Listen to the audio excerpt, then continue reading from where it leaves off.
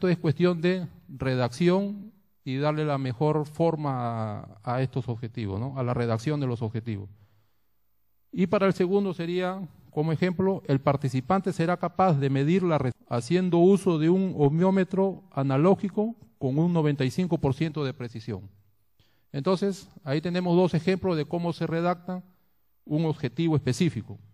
Siempre debe tener el elemento de comportamiento, el elemento de criterio de evaluación. Y vuelvo a repetir, este objetivo siempre tiene que estar redactado en el comportamiento que debe tener el participante, no lo que debe brindar el docente.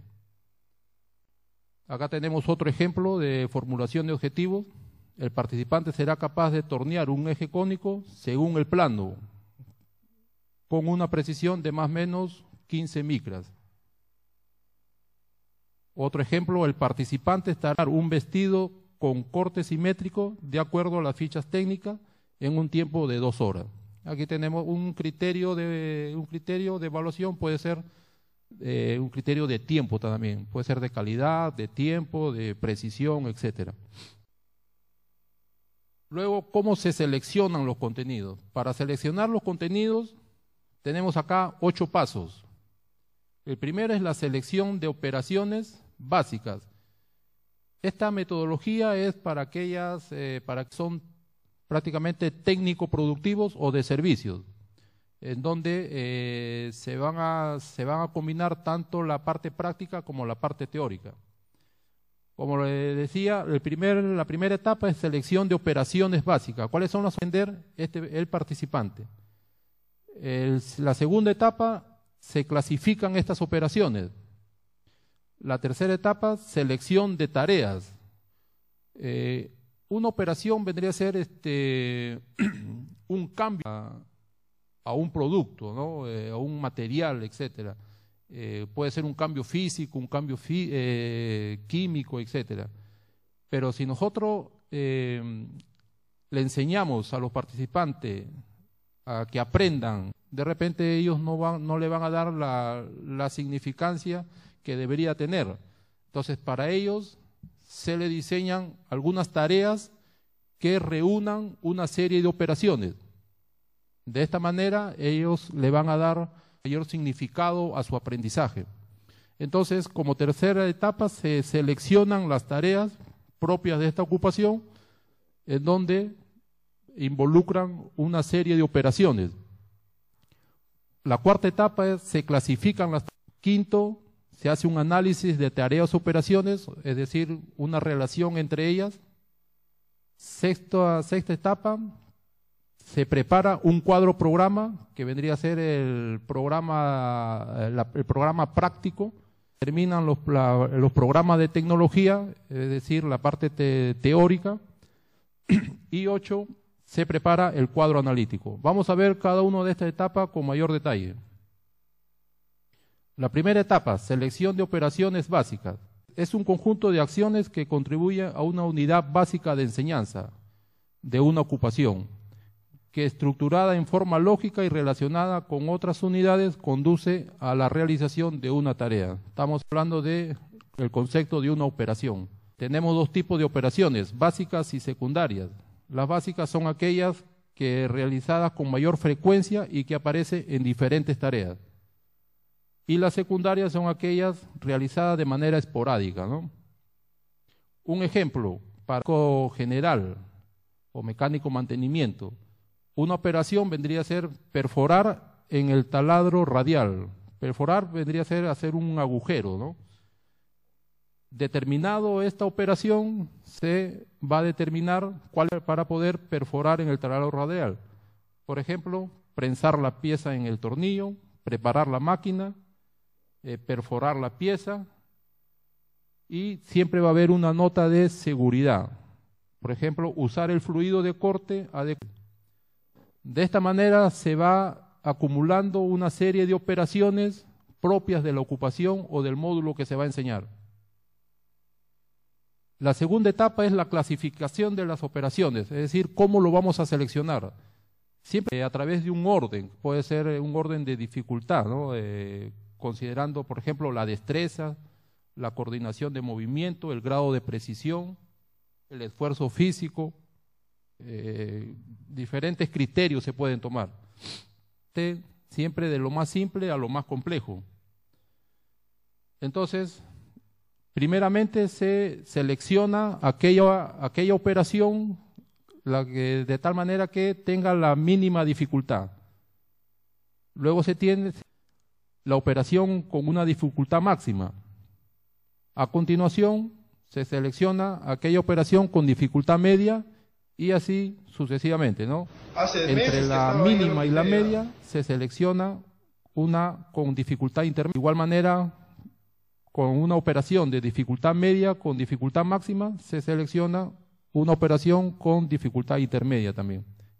Y de esta manera se va seleccionando y ordenando las operaciones, desde lo más simple a lo más con diferentes criterios que se pueden tomar.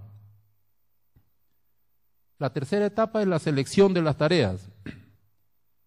Vuelvo a repetir, la operación por sí sola no es muy motivante, pero si estas operaciones se lo diseñamos a través de una tarea, de un producto final, entonces ellos le van a dar mayor importancia, mayor significancia a su aprendizaje. Entonces, una tarea es un trabajo mental o manual, que operaciones, y tiene como resultado, puede ser un producto, puede ser un servicio o puede ser una decisión.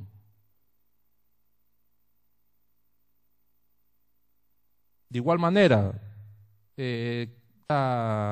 estas tareas, y para ellos puede tener diferentes criterios de selección, ¿no? Se seleccionan aquellas tareas que tienen mayor utilidad práctica o una tarea que cuentan con los objetivos.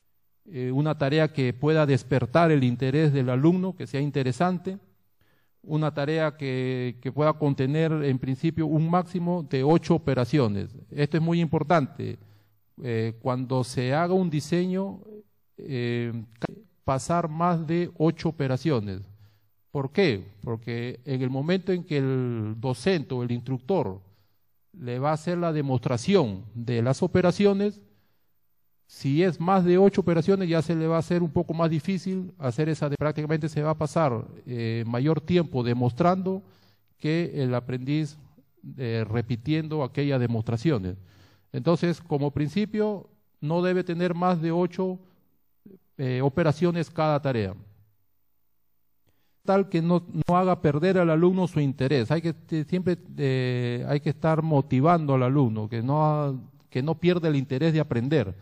Entonces, si yo diseño una tarea que es demasiado largo en duración, entonces le interesa al alumno y por lo tanto va a perder el aprendizaje, ya no va a ser óptimo. Presentar siempre operaciones nuevas. Después de cada tarea, la siguiente tarea siempre tiene que ver una operación nueva. Máximo 8 hemos dicho, ¿no? Pero siempre debe haber por lo menos una operación nueva en la cual el participante pueda ir aprendiendo de manera gradual. Y estas tareas deben posibilitar opciones. ¿Por qué tiene que repetirse las operaciones en distintas tareas? Para ir afianzando el dominio de estas operaciones. Acá tenemos un ejemplo para el mecánico de estructura metálica. Elaboración de un cincel. Un cincel es una herramienta, ¿no? Una herramienta de corte. Para estas tareas tenemos que fijar cuáles son las operaciones que le corresponden. Por ejemplo, forjar la cuña, marcar el largo y cortar la cabeza, la cuña y afilar, recoser, hacer el templado y el revenido. Son tratamientos térmicos los 3 últimos. Luego se clasifican al igual que las operaciones, de la misma manera. Primero la tarea más simple, luego la tarea más compleja, la tarea intermedia con dificultad media, luego la intermedia entre la más simple y la dificultad media, que vendría a ser dificultad entre mínima, de igual manera con la intermedia entre dificultad media y compleja, y así sucesivamente hasta que se vaya ordenando desde lo más simple hasta lo más complejo. Una vez que se tiene ya, de manera ordenada las operaciones, se van a combinar estas dos. Se combinan las tareas con sus respectivas operaciones. Entonces, para cada tarea se le va a agrupar con sus operaciones que le corresponden. De esta manera, teniendo ya de manera ordenada tanto las tareas y operaciones, vamos a elaborar un cuadro programa. Un cuadro programa es el programa práctico de una formación. El cuadro programa prácticamente es un gráfico en la cual me voy a poder visualizar las tareas que le corresponden a ese programa formativo de ese módulo, las operaciones que aprender, la relación entre tareas y operaciones, cuáles son las frecuencias de las operaciones en cuanto a las operaciones nuevas y cuáles son las operaciones repetitivas. Entonces, con esto todo ello, ¿no? Una vez que se tienen ya las tareas y operaciones, lo que tengo que hacer es el programa teórico o el programa tecnológico. Es decir, para cada tarea, unos conocimientos tecnológicos para poder ejecutarlo de manera óptima. No solamente se debe de preparar al alumno en cuanto a la destreza o la habilidad, sino también en cuanto a los conocimientos que ejecución de cada tarea. Entonces, como repito, ¿no? Las tareas y operaciones constituyen la base de la ocupación, la cual debe de aprender. Pero para ejecutarla no basta tener solamente la habilidad manual, ¿no? Sino que también es de conocimientos e informaciones necesarias para poder comprender cómo se ejecuta esa tarea. Y para ello los conocimientos tecnológicos nos van a ayudar. Estos conocimientos pueden ser de dos tipos: las esenciales, que son de tecnología inmediata, complementarios, que es la tecnología mediata. Luego determinamos la información tecnológica. Por ejemplo, para las máquinas bobinadoras, ¿qué temas se van a una vez que se tiene todos los temas, toda la información que se le va a brindar al participante, se va a ordenar. Para cada tarea le corresponde una información tecnológica. O sea, la información tecnológica que se le va al participante es aquella que es necesaria para poder ejecutar la tarea programada.